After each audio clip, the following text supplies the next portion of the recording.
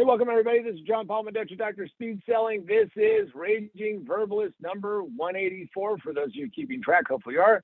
For longtime listeners, welcome back. For those who are brand new, hey, hit subscribe so you never miss one of these exciting episodes. And also the like button. Always hit like. Why not? I mean, if you really don't like something, why are you watching anyway? But you'll like this. So, and if you want to get annoyed, hit notifications, and it'll pop up and annoy you every once in a while. Gotta say it. Also, you can get this on our Facebook page, which is the Position to Win book group, and you can go get it there. Also, you can put comments, of course, down below, or you can go to the Facebook group and join it, learn a lot of things about business and all this other stuff, and put in questions. Be nice, because, of course, they're going to be answered by the ever-lovely Sandra. Welcome, Sandra. Hello, how are you doing? And happy 4th of July. Happy 4th of July to you. Yeah. Well, I'm doing well. It was a good week of business trips. So I'm excited that we're going to get to talk about the 4th of July. I mean, we don't quite have like fireworks to shoot off, but we have some topics that should spark some interest. That's right.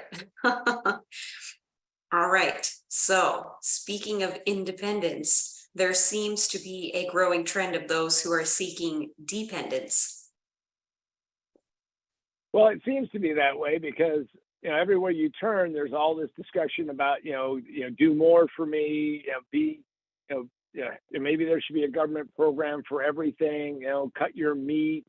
I think that would be a good one. But then again, you got vegans, so cut your faux meat or something. But yeah, there's a big trend where there's a lot more dependency being discussed, and I think that's a really dangerous trend. I think that what it does is that if you acquiesce, big fancy word. Yes, I do have a word a day calendar, but people give, their freedoms away piece by piece, and before you know it, you don't have any. So anybody who ever tells me this is a reasonable something, usually it's not reasonable.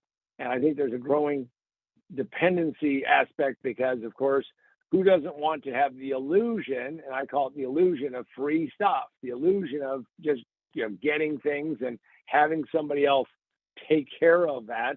I don't know if anybody has seen the viral video, but here was Arnold Schwarzenegger. Yes, the Arnold, that Terminator. And he was out and bought his own asphalt to fix a pothole in his neighborhood. Now, you'd say, well, geez, Arnold is rich enough, he could probably call somebody, pull some strings, but apparently there was a pothole. And he said, well, I'm going to go do it. He bought some, pothole fix and started fixing it. And his neighbors stopped, and they were filming it. Yes, they were, because of course Arnold's he's a media kind of guy, and but his neighbors were like ecstatic because somebody's finally fixing the damn pothole. Now there were lots of talk on one side that said, well, was she permitted to do that? All I can say is, in this world, if you find something and you can help make something better, you should do it. And being dependent is usually a bad place, because now you're just going to sit on your butt and complain about it instead of doing something. Doing something is always better than just sitting there going, wah, wah, wah, somebody ought to do something. Yeah, maybe that somebody is you. And why do you think so many, especially younger people, see this as a viable way to live? Well, I think part of it is that as generations have gone on, and we live in a very rich country, a rich part of the world, even though a lot of people will tell you that it isn't so. But find somebody who doesn't have at least a cell phone, a tablet, a computer, 4 or 5 different services for streaming. I mean, we live in very opulent times. On the other side, there's this whole breeding of dependency from a very young age, and there's this whole just scare the shit out of people, so they're just traumatized. So I got a couple of stories to illustrate this. So years ago, I was in Reno Airport, have a couple businesses in Reno, and I'm flying home. So I'm in Reno Airport, and there's this young guy, and can tell that he comes from a pretty nice kind of family. I mean, he's got the little preppy shorts and the little preppy shirt and the little preppy shoes and all that stuff. But he's probably about, 12 to 14 years old. And he's flying home, and the flight's going to be seriously delayed. and he's in an agitated state, and he's trying to be, that stiff lip kind of thing. And I said to him, "So what's wrong?" And he goes, "Well, the thing is that I have a cell phone, but the battery's out, and it's just I put the charger in the bag to ship it, which of course that's one of the lessons he should have learned." And he's sitting there, and I said, "Okay, I'll tell you what. Now there's this older couple, and there's me. Again, I was younger, and I said, here's what you do: dial your mother on my phone, and when it rings, hopefully she'll answer it." She did. And explained to her that this guy lent me his phone because the flight's going to be delayed and all of that. Now he was nervous about this. He was, I said, it's an enclosed environment. You're not going to get whisked away. And reluctantly he does it. Calls her up. She's totally relieved. She said, "Put him on." She says, "What do we owe for the phone call? We'll pay you for the phone call." And I'm like, "Yeah, no, I'm good." And this older couple was there, and they kind of chime in, and they say, "Well, start asking him some questions." And it turns out that he hasn't eaten since he left the tennis camp, and that's how I knew he was kind of preppy, because he had a little tennis racket carrying thing. And they said, "Well, have you eaten?" "Well, it's been hours. The flight was delayed a couple hours. Shit happens," kind of thing. And they sit there and look at him and say, "Well, you should go get something to eat." And he says, "Well," and I said, "You spent all your money, right?" He goes, "Yeah, I have no money." So they sit there and they take him and buy him, a meal and all of that stuff. Now, to me, that was a great lesson that he got that day, on the fact that, yeah, we're all in this kind of together, but to have this mindset of being afraid to essentially reach out to have somebody help you, bad idea. You got to think about how to make sure that you are independent enough that you don't have dependencies on everything, but on the other side, talk to people. So I think that there's been a big giant fear factor that's been tossed in, that's like the first story. And I hope he did well. I mean, it was funny because his mother said, "Make sure you get his address so we can send him money." I'm like, "Really? For a phone? Okay." Now, on the other side, I was at Freedom Fest, and this woman was talking about how she thinks that kids should be treated as kids and not whisked away into, the cocoon of the SUV, put the headphones on, have the tablet, mom, dad, whoever drives into the next event, watching them like a hawk.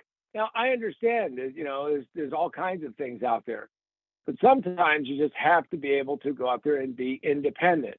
So my own version of that is that I wanted to see at a young age if I could walk a certain distance, because and no, I have no handicaps or any reduction at that point in time. Today I do, got bad knees. But the thing is that I walked from my sister's house to my parents' house, which was several miles, and I did it by myself, and I was fine. And there is such an amazing sense of capability and confidence that comes from being able to do something like that yourself. Now, was I a little bit nervous? Yeah. Was I a little bit scared? Yes. Was I not going to be able to make it? I don't know.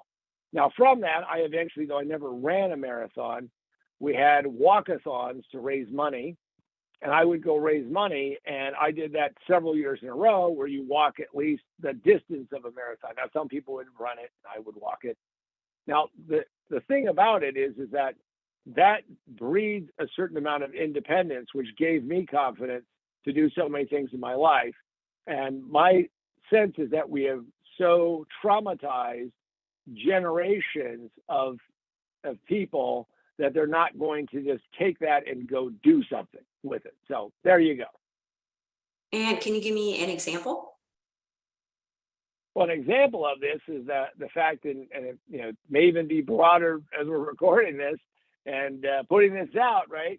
Is that people go to college and never ask simple questions about, if I'm going to go take this degree or get this kind of degree, what's the payoff?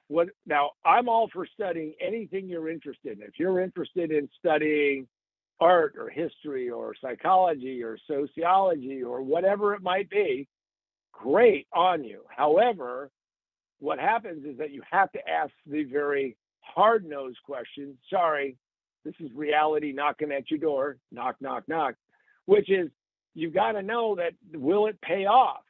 Are you going to be able to make money with this degree? And I have met so many people who never ask that question. Ask them about a piece of technology, and they will have watched, YouTube videos and TikTok and Instagram, and they will have seen all this stuff. And they're doing all this research. And in fact, if it doesn't go well, they're writing monster negative reviews about it. But ask somebody about their college degree, which I have. I have hired and fired lots of people, and they will not have any clue of whether or not this was ever going to pay off. Now, I'm not saying you only have to do it for the money, but I'm telling you that the example of this whole dependency is that, well, I did everything right, they'll say. I'm talking about a generalized group, so it may not be you, but they'll go, I've done everything right, but hey, I'm not making a lot of money, or I can't find a gig. Well, that's on you for not having done that, and you had this certain dependence on somebody else saying this is the right way to go. I'm not telling you what you should or shouldn't do. I'm telling you you should figure out what you want to do and understand that every decision you make has consequences, and therefore you have to live up to those. And what is the antidote to this trend?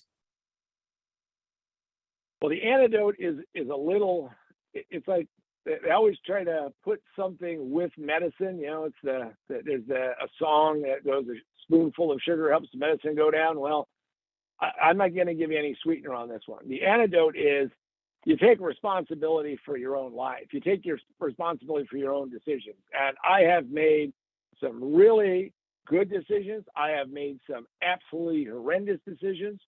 And you have to understand that that is part of life. If you are expecting a coasting, free, easy life, you are kidding yourself. And in fact, the antidote for dependency is, in fact, to take responsibility for every decision you make and not become obsessed with it. By the way, the obsessors, the people who essentially take every bad thing that's ever happened to them and put them into metaphorical burlap bags filled with steamy, stinky shit and carry it around with them wherever they go, those people, forget about it. You got to leave that. It's a simple mindset shift, which is whatever happens to you, you want to learn the lesson, but you have to develop a mindset where you drop the emotion. You got to let the emotion go. Just let it go because it's gone. And this is why every October we celebrate the Battle of Hastings in 1066. And the reason for it is that, you know what? None of us can change the outcome of 1066. And you may say, yeah, that's absurd. Of course we can. Except that what happened to you 5 years ago when something didn't happen, or, what takes place somewhere down, past, it's over. It's like the Battle of Hastings. You're not going to change the outcome. If you're not going to change the outcome, quit doing that. Now, to stop you from making these bad decisions, to stop you from actually going out and not getting all that you can get out of life, is that I have another little antidote. And this is, of course, that you should go and check out one of my 2 books. But the one we're talking about here is most businesses fail in the first 5 minutes. It just takes them 3 to 5 years to realize it, position to win. I can tell you that there are many, many, many businesses that I've seen that the decisions they made in that very few early seconds cast the die that would eventually destroy that business. And that's too bad. Doesn't mean that you can't turn a business around. I've made a career of turning business around. But I'm going to tell you that this is a great place to start if you want to not be that horrendous decision maker. Also, you can get this physically at positiontowinbook.com, positiontowinbook.com. And if you sign up there, I will personally sign it for you. And if you want an inscription, I can do that. Also, you can go to Amazon and books, Barnes & Noble, Books A Million. And you can get a physical copy. You can also get it in every electronic format, which is, as far as we're concerned, Kindle, Nook, and, of course, Apple iBooks. And then on the other side is we have Remote Work for a Better World, which is written specifically about how to become more effective when you are working remotely. And also, if you go to the Position to Win book website, you will find lots of good information about a lot of other things and a bunch of freebie things. All right, Sandra, where do we go next? All right, so let's turn our attention towards business. Is this a trend that appears in more and more businesses? Well, I think one of the worst things that happened from the pandemic is that the government, in an attempt to try to do helicopter money, had a lot of businesses that signed up for getting some dough to stay in business. And I mean, it was a lifeblood for some people. By the way, I didn't have any businesses that qualified because of how we run and how we developed our business models. But I know that a lot of people did that. But it's a little bit like getting a government binky. I mean, if you have a little baby, but you don't need to be like and a full adult, but they give you a little binky so when you're crying, it makes you shut up. Well, it's the same kind of thing. And I think a lot of businesses got that money. I mean, there's radio, television ads, internet ads telling you to go join this service, and they'll fill all the paperwork, and for only 30% or 40%, they'll see if you qualify. I mean, I get robocalls on the stupid thing because of all the business lines we have. All I can tell you is that government dependence is a real problem because it's hard to get off of it. If you've ever been addicted to anything, and hopefully you have never been, I have that addictive personality, so I can tell you I'm clean and sober for quite some time, but let's knock on wood for today. But I'm going to tell you that once you get that dependency mindset, it's hard to break it. And you then want that next fix, which is what's that next government handout program or whatever it's going to be. So be very, very cautious about when you do that. So it affects businesses because businesses have this mentality, well, there's just got to be another program and then it'll be all okay. And how does this affect the business environment going forward? Well, I'm a free market person, and the more that you distort the business environment is that you end up with businesses that really aren't viable in a true market economy. Now, people will tell me, and I hear this a lot, again, we typically don't veer too far off into the political realm. I hear people from one particular persuasion about how we need, that big, strong hand of government to lead things. All I can tell you is that every major advancement that we've ever had was not necessarily done by having the government planners figure out what to do. If they were so smart, they would be out there doing it themselves. They would be doing other things. But it affects the government, it affects the market because it really can do a massive amount of distortion.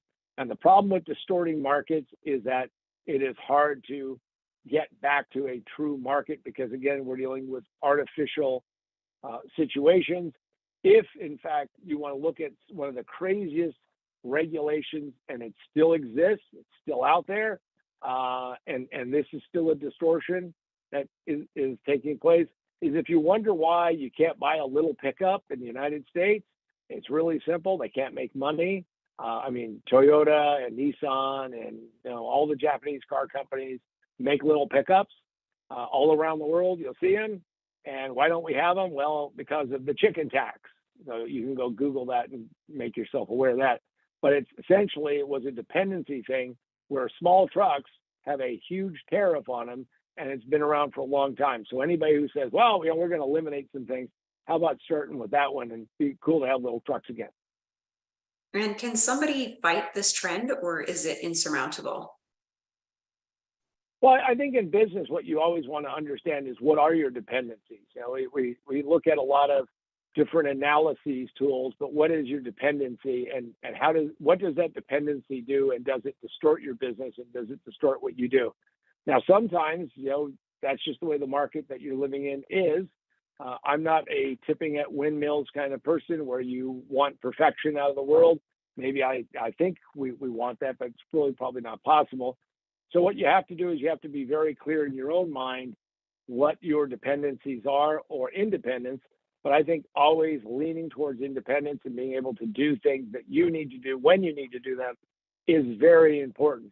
One of the biggest challenges that I run into, especially when somebody's going to try to hire a sales team, is that I have clients who say, John, I really want to hire a superstar.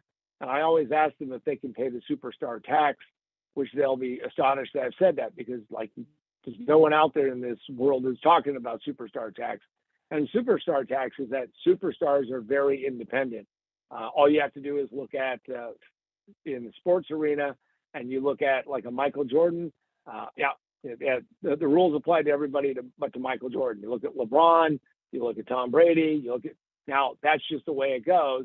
So my suggestion is that it is surmountable, and you need to have a little bit of that superstar swagger, and push yourself to being more independent instead of dependent. If you have one client that generates a significant amount of your business, go find another one before those guys wake up, or those individuals wake up and say, wow, they have a high dependency on us, so we can squeeze them. And trust me, they will try to squeeze you. And is it still possible for us to declare our independence? So as we come up on what is obviously a very important holiday in the United States, and, little call out to our friends in Canada, because July 1st is Canada Day. So welcome, enjoy it. In fact, it's funny because I have a business partner who's Canadian, and they celebrate Canada Day and July 4th. Hey, who needs an excuse to have a party? But there you go. But I think it is very important that you do declare your independence on a regular basis, a consistent basis, and say, I'm going to be independent of these forces. I'm going to work hard at doing that. I'm going to take responsibility. I'm going to put the energy and effort. It is very easy to stop yourself from going forward by whining and crying and not going forward. You are in charge. You're driving your bus. You get what you want out of life. Does that mean everybody's going to be fantastically successful? Possibly not. Life is all about the journey. Are you going to put in the energy, effort, and time to try to become that person that is independent? I once sat down with the guy who was working for me, and he said, John, I'd like to retire by the time I hit 40. He was in his late 20s. I said, here's the plan. He said, I don't like that plan. Well, okay. Now, the reason why he didn't like the plan is that every choice means that we're making a choice to do something today, which may in fact not be the most fun thing that we can do. We are immediate gratification creatures. We want to do this all today.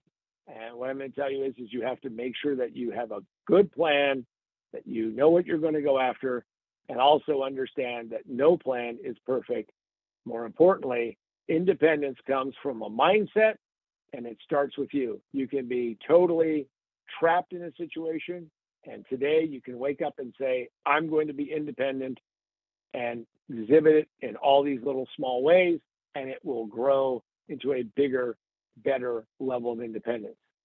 And with that, I wish every single one of you a safe and successful holiday. Go out and enjoy yourselves. Don't be crazy. Don't get in trouble. Don't blow yourself up or anything like that. And do all of that. So for myself, John Paul Mendoza, Dr. Speed Selling, and the ever lovely Sandra, we wish you a great, happy Independence Day. But every day is your day to declare independence. And hopefully you'll make that choice, which is only the choice that you and you alone can make, to be independent today and take the responsibility for your life and go where you want to go.